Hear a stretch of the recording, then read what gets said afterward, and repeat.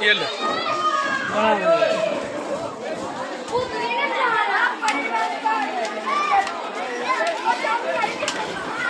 ऐसा साफ क्या लग रहा है जो कावस ना रहे इंडिया को